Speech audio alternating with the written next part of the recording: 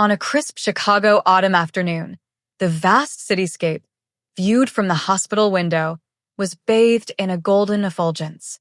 Within the hushed confines of a private room on the third floor of St. Mary's Hospital's maternity wing, Claire Hansen tenderly cradled her newborn daughter to her breast. The precious nascent life, christened Sophia, was swaddled in a delicate pale pink hospital gown, slumbering serenely. "What an exquisite little girl," Barbara Hansen declared, her voice a soft murmur, as she entered the room, her gaze fixed with adoration on her granddaughter's face. "She's the spitting image of Mark, utterly adorable."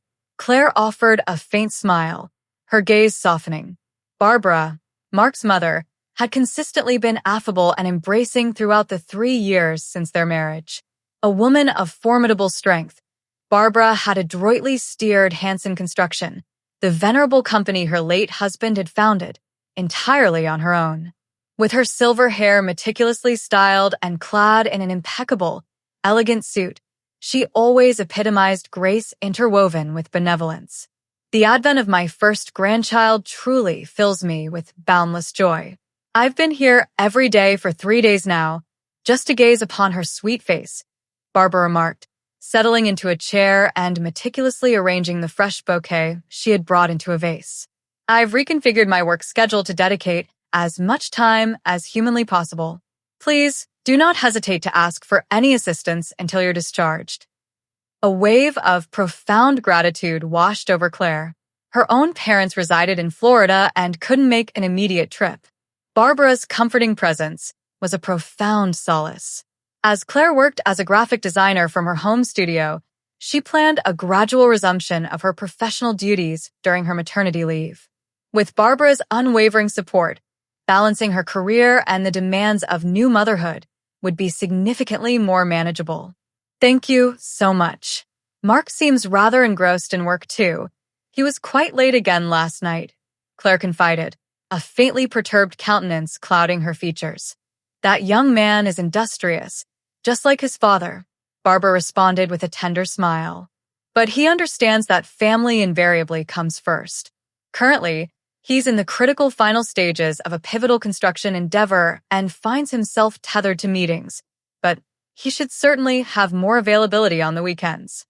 Mark was the designated future successor at Hansen Construction, a legacy initiated by his grandfather and substantially expanded by his father.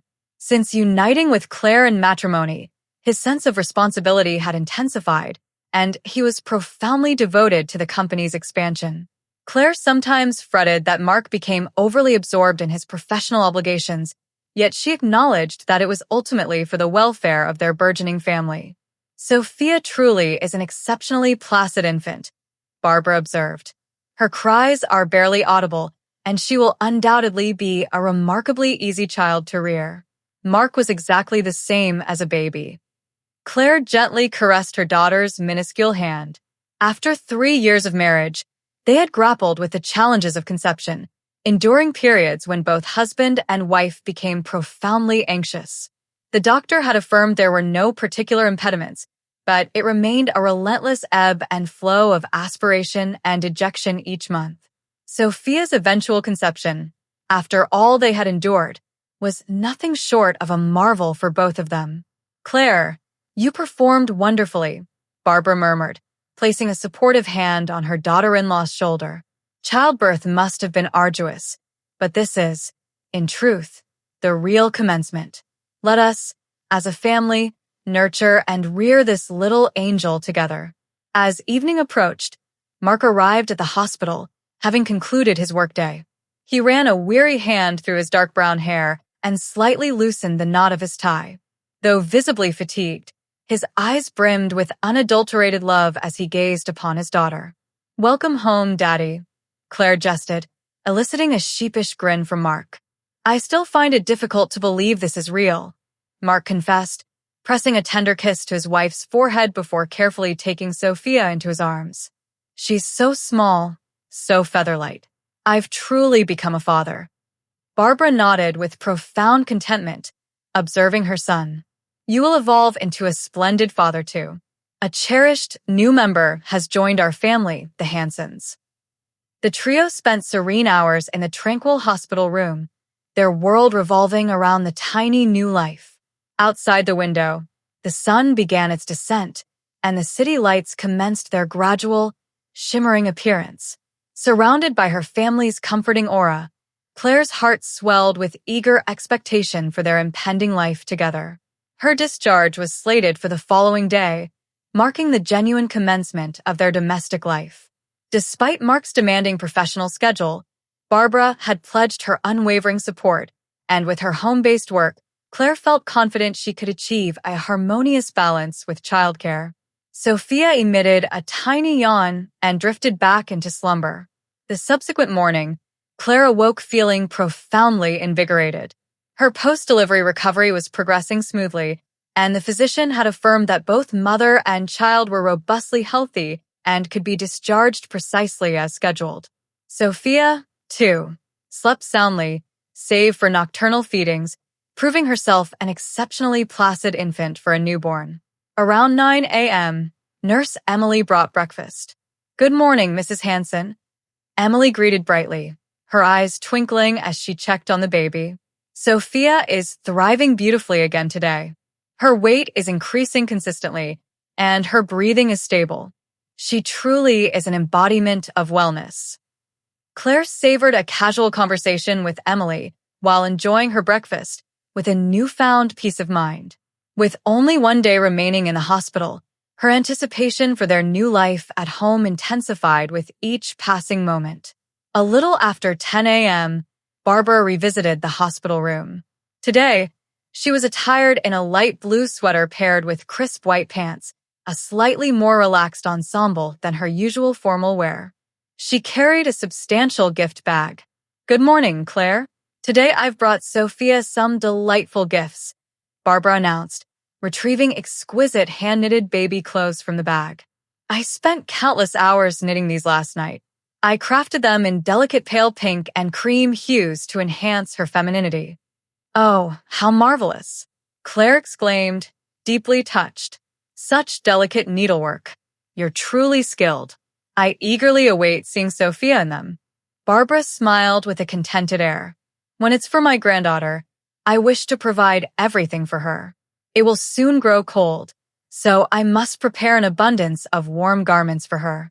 Barbara settled into the chair and, with practiced ease, picked up Sophia. The baby displayed a peaceful expression in Barbara's arms. "This child truly is so quiet. She's just like a little angel."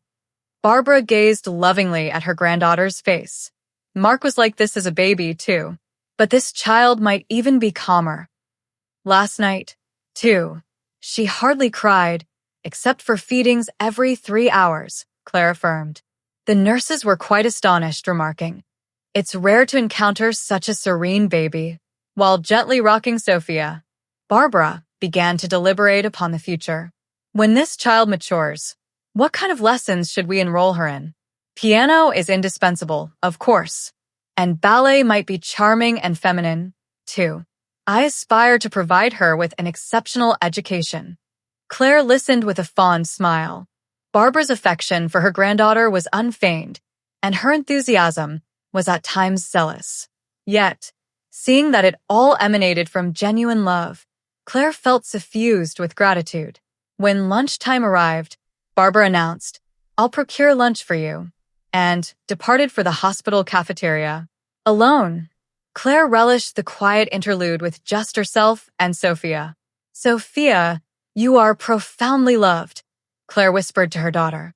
"Daddy and Grandma both cherish you so dearly.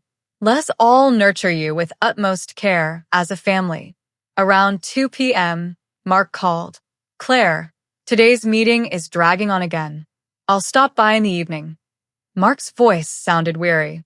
"I'm immensely grateful that Mother is staying with you all day. Are the preparations for tomorrow's discharge complete?" "Yes, everything is in order. Barbara has been so wonderfully attentive to us," Claire replied. "But please, don't exert yourself too much. Family is the paramount concern." "I know, but once this current project reaches completion, I'll have some breathing room. Then I can devote more time to the family." After hanging up, Claire felt a pang of solitude. She understood Mark's profound sense of responsibility toward his work, yet she wished he would prioritize moments with family a bit more. Especially now, with Sophia having just entered the world, his role as a father was equally vital. Around 3 p.m., Barbara returned. She carried an assortment of sandwiches and soup purchased from the hospital cafeteria, along with a fresh bouquet acquired from a flower shop. "Apologies, lunch is rather late," Barbara said, arranging the food on the table. "But I selected nutritious options. Nutrition is particularly crucial while nursing, so you must eat well." While Claire was eating, Barbara assumed responsibility for Sophia. She adeptly changed diapers and soothed her, looking as experienced as a seasoned mother. "Barbara, you are truly so skilled. I'm still quite apprehensive about changing diapers," Claire confessed admiringly. "It's merely experience," Barbara chuckled. "It reminds me of when I raised Mark. But caring for a grandchild is infinitely more enjoyable than when he was a baby. Since the primary responsibility rests with you parents, I can purely dote on her." The afternoon unfolded peacefully. Barbara dispensed invaluable childcare advice and recounted charming anecdotes from Mark's childhood. Occasionally, other patients and nurses would visit the room, offering effusive praise for the beautiful baby. Around 6 p.m., Mark arrived at the hospital after concluding his long day. He was still in his suit, but had removed his tie and rolled up his sleeves. Though clearly fatigued, his expression mellowed when he saw his family. "Good work today," Claire said, and Mark offered a wry smile. "Another protracted day, but tomorrow is discharge day." "I'm happy, but also a little trepidatious," Mark confessed, gazing at Sophia. "Can we truly raise her? Just the two of us?" "It will be perfectly fine," Barbara encouraged her son. "I'll assist as much as I possibly can, and since Claire works from home, it should be simpler to balance work and childcare. Moreover, this child is truly an exceptionally placid infant." Mark picked up Sophia and rocked her carefully. "She's so small and light, yet this little one is poised to completely transform our lives." "In a wonderful way," Claire added, smiling. "Our love will deepen even more, and our family bond will grow stronger. It will undoubtedly be a marvelous experience." The trio deliberated upon their upcoming life while sharing dinner. Barbara pledged to visit every day for the first week, and Mark vowed to return home as early as feasible. Claire planned to gradually resume her home-based work, intending to acclimate to their new routine while harmonizing childcare and professional obligations. In the evening, Mark and Barbara departed for home. Claire spent the night alone with Sophia, managing feedings and any sporadic cries. Fortunately, Sophia did not cry very frequently during the night, and Claire managed to get ample repose. On her final night in the hospital, Claire gazed out at the city's nocturnal expanse from the window, contemplating the preceding 3 days. It had been a joyful period of recuperation from childbirth fatigue, enveloped in the embrace of family love. Especially Barbara's unwavering solace had been profoundly reassuring and had significantly alleviated her apprehension about the impending demands of childcare. Tomorrow, their true family life would commence at home. Claire drifted into a peaceful slumber, a mixture of eager anticipation and a faint nervousness stirring in her heart. The next morning, Claire awoke around 6 a.m. and checked on Sophia's gentle breathing as she slept in the adjacent crib. This afternoon, they would finally go home. Most of their belongings were already packed, and Mark was scheduled to leave work early to pick them up. At 7 a.m., Nurse Emily arrived for the morning examination. With her usual bright demeanor, she greeted them warmly and assessed Claire's condition and Sophia's state. "Good morning. Today's finally discharge day," Emily cheerfully declared while taking Claire's blood pressure and temperature. "Your recovery is progressing smoothly, and Sophia is truly the picture of health." While Emily weighed Sophia and checked her temperature, Claire gazed out the window. Chicago's thoroughfares teemed with morning vitality, and she observed people heading to their workplaces. They, too, would embark on their new journey as a family within this vibrant city starting today.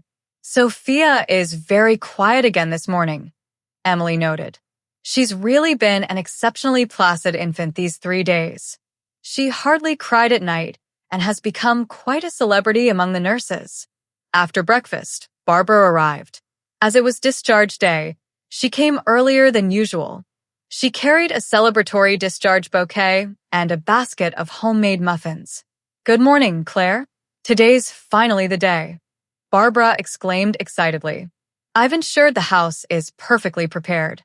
The crib is assembled, and everything necessary is ready. Mark plans to depart the company around 2 p.m. Barbara picked up Sophia and rocked her with practiced hands. This child must be looking forward to going home, too. Home is infinitely more comfortable than the hospital. Around 10 a.m., the final examination by the doctor took place. Dr. Kennedy, an experienced obstetrician in his 50s who had overseen Claire's entire pregnancy, concluded the examination with a smile. Both mother and child are completely healthy. Sophia's weight is increasing steadily, and her reflexes are normal. There's absolutely no issue with this afternoon's discharge." Claire thanked the doctor with profound relief. The discharge was now officially sanctioned, and their new life awaited. Around 11:30 a.m., after Claire had a light lunch, she began Sophia's final feeding. Sophia drank breast milk as usual, quietly, displaying an expression of deep contentment. Barbara was conducting a final inspection of the luggage, and the hospital room buzzed with the preparations for their departure. That's when it happened. At 11:45 a.m., Sophia's complexion dramatically blanched. "Oh," Claire gasped, noticing the abrupt change in the baby's lip color during feeding. "Sophia." The very next moment, Sophia ceased breathing. "Help!" A desperate cry tore from Claire's throat, echoing through the hospital room. "The baby isn't breathing." When Barbara spun around, Sophia lay limp in Claire's arms. The tiny chest was motionless, and her complexion was rapidly growing pale. "Nurse call." "Hurry," Barbara bellowed, pressing the bedside button frantically. Nurses rushed in within seconds. Emily arrived first and, after a swift assessment of Sophia's condition, immediately initiated newborn resuscitation procedures. Code Blue, maternity ward. Newborn cardiopulmonary arrest. The urgent announcement reverberated throughout the entire hospital. Doctors converged upon the room one after another. Dr. Kennedy also rushed over, and the medical team moved with frantic efficiency. Claire was gently guided to a corner of the bed, supported by Barbara, able only to witness the unfolding chaos. "No heartbeat detected," one of the nurses reported, her voice strained. "Continue artificial respiration." Dr. Kennedy instructed urgently. "Begin chest compressions." The doctor's hands worked desperately on little Sophia's body, performing chest compressions. A ventilator was attached, and the alarms of medical equipment shrieked through the room. Claire stood frozen in shock. She could not comprehend why her daughter, who had been perfectly fine mere minutes prior, had suddenly succumbed to this terrifying condition. Tears streamed down her cheeks, and her body trembled uncontrollably. "Please, Sophia, come back," Claire whispered, a desperate plea that was more a prayer. The resuscitation efforts persisted for a harrowing 10 minutes. Through the medical team's valiant endeavors, Sophia's heartbeat finally flickered back to life. Though weak, regular waves appeared on the heart monitor. Heartbeat restored. The moment the nurse reported this, a palpable wave of relief washed over the room. Sophia was transferred to the intensive care unit and placed under rigorous monitoring. Claire and Barbara watched through the glass partition at their granddaughter's minuscule form, now connected to a bewildering array of medical devices. At 1 p.m., Mark rushed to the hospital. He had learned of the dire situation from an urgent call from his company and had abruptly halted a critical meeting to arrive. "What is happening?" Mark demanded, embracing his wife. "I couldn't glean any details over the phone." Claire, tears still flowing, explained the harrowing situation, how their healthy daughter had suddenly gone into cardiopulmonary arrest and had been saved by the doctor's desperate resuscitation efforts. Mark's face turned ashen as he stared at Sophia in the intensive care unit. At 3 p.m., Dr. Kennedy summoned the family to a separate room. In a small conference room, the doctor began speaking with a grave expression. Sophia's condition is now stable. However, sudden cardiopulmonary arrest in newborns is an extremely rare occurrence. Dr. Kennedy chose his words carefully. Typically, such symptoms would have a clear medical etiology, but in this instance, we cannot identify the cause. Claire's anxiety resurfaced. What does that imply? We conducted detailed examinations but found no congenital heart disease or respiratory system abnormalities. There are no signs of infection either, the doctor continued. Therefore, we would like to review the security camera footage within the hospital, purely as a precautionary measure. Mark frowned. Security cameras?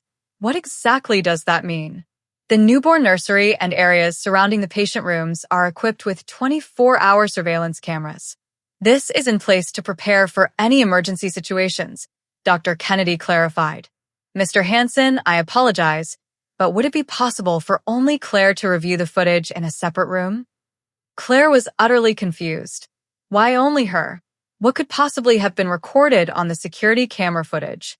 With a potent mixture of anxiety and fear, she followed the doctor to another small room. The room contained a monitor and video playback equipment. The hospital security staff and Dr. Kennedy were present, and Claire sat in a chair, her gaze fixed on the screen. This is footage from the newborn nursery from 11 p.m. last night until 6 a.m. this morning, the security staff explained. Please pay particular attention to the footage around 2 a.m. The screen displayed the dimly lit newborn nursery. Multiple cribs were meticulously lined up, with babies slumbering quietly. Nurses could be seen making regular rounds. 1:00 a.m. 2 a.m. passed. The footage continued peacefully, without incident. Then, at 2:07 a.m., from the right edge of the screen, a figure slowly entered the newborn nursery. The person carefully surveyed their surroundings while approaching a specific crib. It was Sophia's crib. The figure stood in front of the crib for several minutes, seemingly engaged in some activity. The angle obscured precise details, but they were unmistakably performing some kind of action on the baby. Then, the moment that person turned around, Claire's heart lurched, a cold dread seizing her. The face revealed on the screen was Barbara's. Claire attempted to rise from the chair, but her legs refused to cooperate. Everything swam before her eyes, and she collapsed on the spot. Dr. Kennedy and the security staff rushed to her side, helping her back into the chair and striving to restore her consciousness. After several agonizing minutes, Claire slowly opened her eyes, but profound despair was etched within them. "Ma'am, are you all right?" The security staff inquired, concern evident in their tone. Claire responded in a trembling voice, "That footage, is it real?" Dr. Kennedy nodded gravely. "Unfortunately, it is factual. We also find it difficult to believe, but the footage has not been tampered with, and the time is accurately recorded." Claire looked at the screen again. There was no denying it. Barbara was approaching Sophia's crib and performing some kind of action. The time display showed the duration, from 2:07 a.m. to 2:12 a.m., remaining there for approximately 5 minutes. "We need to contact the police," Dr. Kennedy stated, his voice firm. "This clearly has the possibility of being a criminal act. However, we would like you to consult with your family first." Claire was bewildered. Why would Barbara, who had professed such deep love for her granddaughter, do something that could harm her? She simply could not comprehend it, nor did she know how to convey this horrifying truth to Mark. "Please grant me some time," Claire said in a shaking voice. "First, I need to speak with my husband." When she returned to the conference room, Mark and Barbara awaited Claire with worried expressions. Barbara had tears in her eyes, looking precisely like a doting grandmother deeply concerned about her granddaughter's condition. The perfection of that performance sent shivers down Claire's spine. "Claire, how is it?" Mark rose and approached his wife. "Did you discover anything?" Claire looked into Mark's eyes. How could she explain this? How could she tell him that the mother he trusted and loved most had attempted to harm their daughter? "Mark, can we speak alone?" Claire asked in a small voice. Barbara stood up. "Of course, I'll wait in the hallway. Let me know if you learn anything." After Barbara exited the room, Claire explained the footage to Mark. Initially, Mark's face registered disbelief. That's a mistake. Mark shook his head vehemently. Mother would never do such a thing. She loves Sophia more than anyone. I don't want to believe it either. But footage doesn't lie, Claire said through her tears. Please come with me to see it. Then make your judgment. Mark reluctantly agreed, and the two returned to the separate room. When the security staff played the footage, Mark's face gradually turned pale. Seeing his mother's figure on the screen, he was utterly speechless. Is this mother? Mark murmured, his voice hollow. But why? How could she? After confirming the footage multiple times, Mark had no choice but to accept the grim reality. The two made a difficult decision. They would report it to the police. At 4 p.m., two Chicago police detectives arrived at the hospital, the veteran detective Sergeant Rodriguez and the younger Detective Johnson. They reviewed the footage and commenced interviewing the individuals involved. First, Claire and Mark were questioned. They explained the situation in trembling voices and spoke in detail about their relationship with Barbara. So, Barbara Hansen typically doted on her granddaughter immensely? Detective Sergeant Rodriguez confirmed. Yes, Claire replied. She came to the hospital every day and truly took wonderful care of her. That's precisely why I can't comprehend this. Next, Barbara was summoned. When she entered the interrogation room, she still wore the facade of a grandmother profoundly concerned about her granddaughter's condition. Mrs. Hansen, were you in the newborn nursery around 2 a.m. last night? Detective Sergeant Rodriguez asked directly. Barbara's expression stiffened for a moment. 2 a.m.? There's no possible way I would be at the hospital at that hour. I was at home, asleep. Then please observe this footage, Detective Johnson stated, starting the monitor. The moment Barbara's figure entering the newborn nursery appeared on screen, her face turned ashen. After several seconds of stunned silence, Barbara sank deeply into her chair. This is me, isn't it? Barbara admitted in a barely audible voice. Why did you go to your granddaughter in the middle of the night? Detective Sergeant Rodriguez pressed. Barbara remained silent for a long, heavy moment, but eventually opened her mouth, her voice thick with unspoken truths. That child was a girl. The detectives frowned. Because she was a girl? What do you mean? Hansen Construction is a family-run company that has spanned 3 generations. Barbara's voice gradually gained volume, a manic intensity creeping in. My son Mark is destined to inherit it. But what about the next generation? A girl cannot become the company's successor. Claire and Mark, waiting in the hallway, were aghast, shocked by the voice emanating from the interrogation room. So you attempted to harm your granddaughter because of that? Detective Johnson confirmed, his tone laced with disgust. I didn't intend to harm her. Barbara desperately defended herself, her voice now a shrill protest. It's just if a boy had been born, I wouldn't have contemplated such things. But with a girl, there's a possibility that management rights would leave the bloodline in the future. What specifically did you do? Detective Sergeant Rodriguez asked sternly. Barbara confessed in a trembling, hollow tone. I covered her nose and mouth. Just for a few seconds. Not for a long time. Just a little. A heavy silence descended upon the interrogation room. The detectives exhibited expressions of complete revulsion, and Barbara seemed to be finally comprehending the immense gravity of her actions. Even for a few seconds, impeding a newborn's breathing constitutes attempted murder, Detective Sergeant Rodriguez announced, his voice devoid of emotion. Barbara Hansen, you are under arrest on suspicion of attempted infanticide. Mark, who had been waiting in the hallway, sagged to the floor as he watched his mother being led away in handcuffs. Claire supported her husband as they both stood in stunned silence. I can't believe it, Mark murmured, reeling in disbelief. I had no idea Mother was thinking such things. I don't care about company succession at all. Claire embraced her husband's shoulders. It's not your fault. No one could have predicted this. The subsequent investigation revealed even more unsettling facts. It became clear that Barbara had exhibited a strong, almost obsessive preoccupation with the company's future for years. Testimony was obtained that even before Mark's marriage, she had been telling people around her that the successor must be a boy. Moreover, Mark himself recalled that his mother had constantly spoken to him about the company's future throughout his upbringing. He had developed a tendency to prioritize work over family, but that might have been subtly influenced by his mother's ingrained values. I might have been influenced by Mother's way of thinking too, Mark confided to Claire. I prioritized work incessantly and took family time lightly. That might have indirectly contributed to this tragedy. Claire grasped her husband's hand firmly. It's not too late. We can love and protect Sophia as a family. Gender doesn't matter. In the intensive care unit, Sophia was gradually recovering. According to the doctor, fortunately, they had been able to resuscitate her before oxygen supply to the brain was completely cut off, so there was no concern about lasting aftereffects. At 8 p.m., Barbara was released on bail, but did not return to the hospital. Mark steadfastly refused to meet with his mother, and Claire stated unequivocally that she never wished to see her again.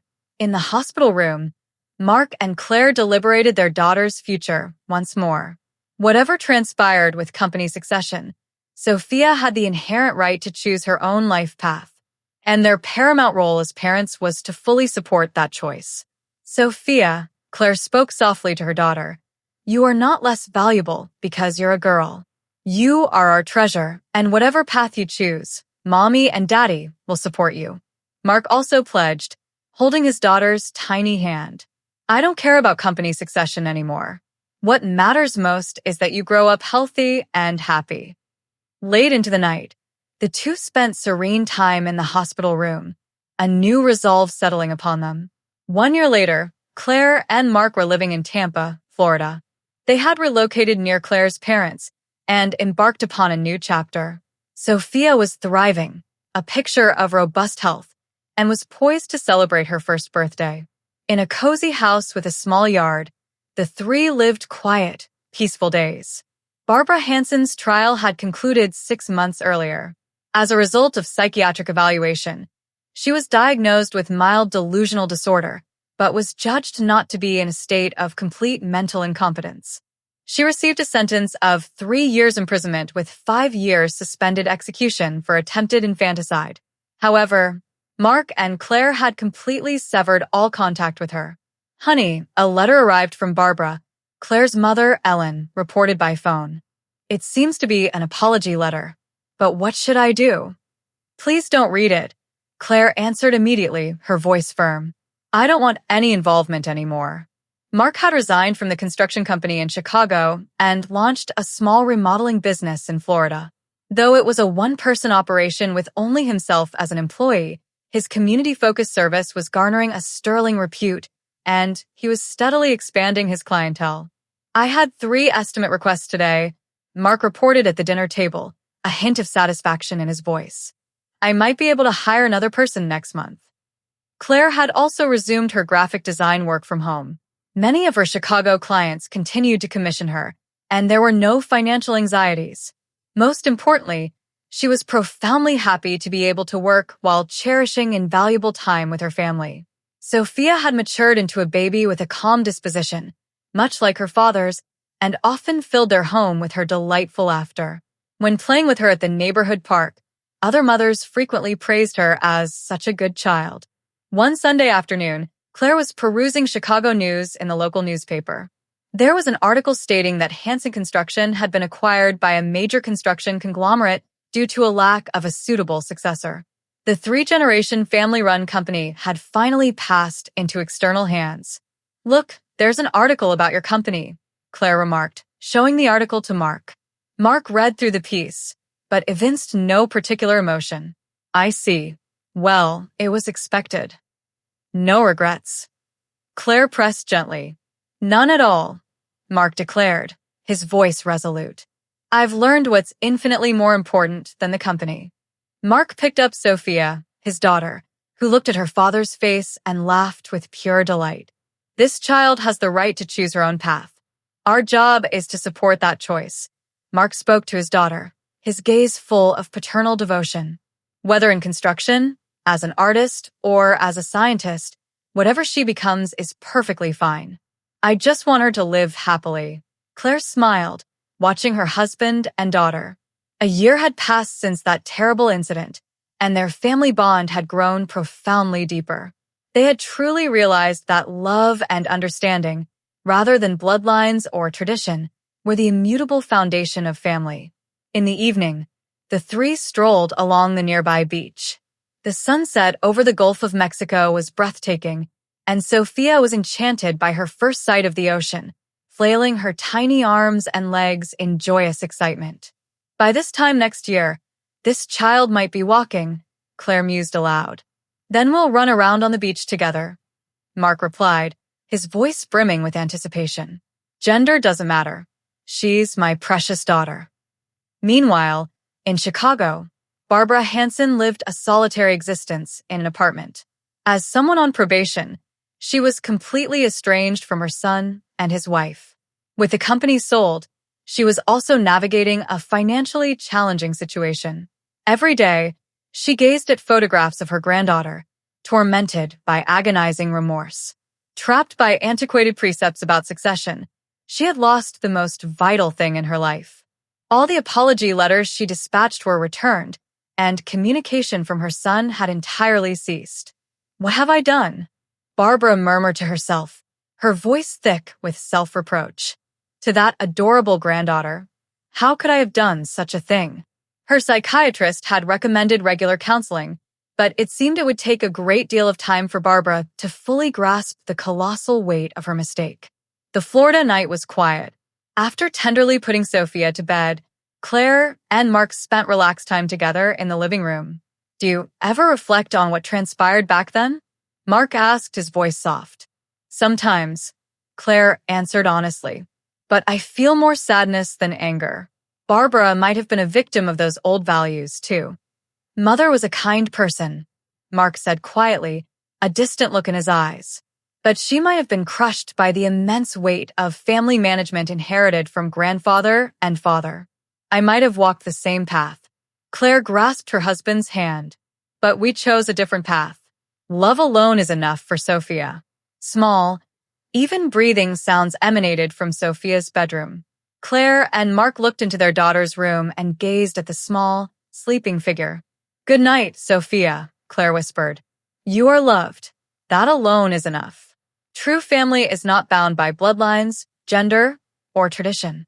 They understood, from the depths of their hearts, that bonds forged by unconditional love and profound understanding are the authentic embodiment of family.